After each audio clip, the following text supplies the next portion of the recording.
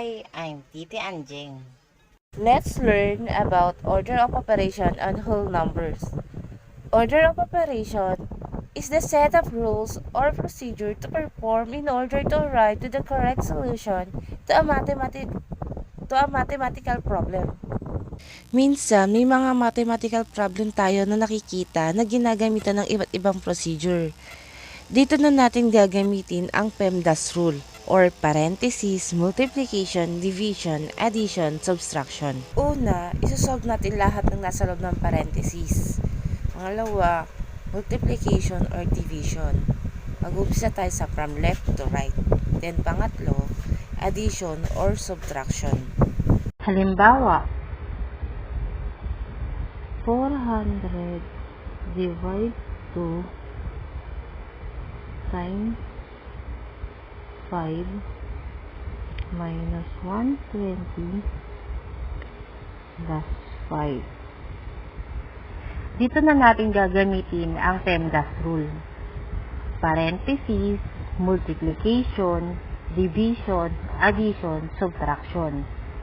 Mag-uumpisa tayo lagi sa left to right. So, unahin natin, 400 divide 2 is 200 times 5 minus 120 plus 5. 200 times 5 is 1,000 minus 120 plus 5. 1,000 minus 120 is 880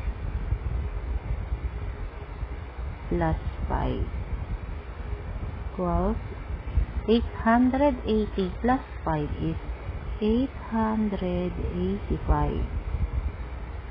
So, ayun yung sagot natin is 885. Here's another example. 100 divide of 18 plus 10 minus 18 times 4. Nakikita niyo sa example natin, may parenthesis na. Uunahin natin yung nasa loob ng parenthesis. 100 divide 18 plus 10 is 28 minus 18 times 4. So, 100 divide 10 minus 18 is 10 times 4. So, magdi-divide na tayo. 100 divide 10 is 10 times 4 equals 40. Jadi, ang sagot natin ay 40. Here's another example. 8 plus 4 times 3 divide 2 minus 3.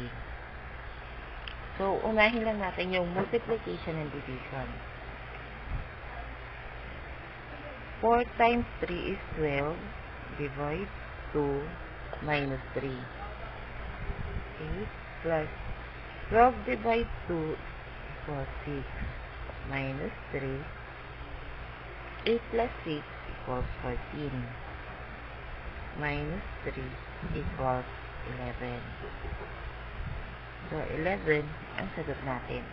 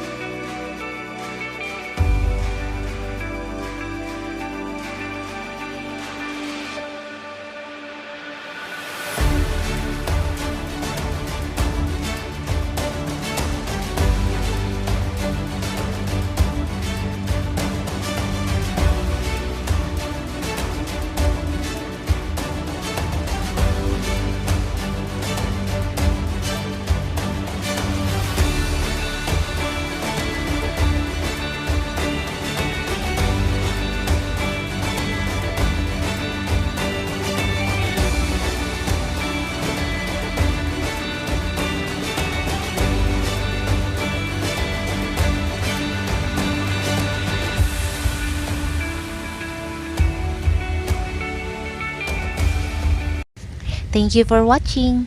If you like my video, please click like and subscribe button. Thank you.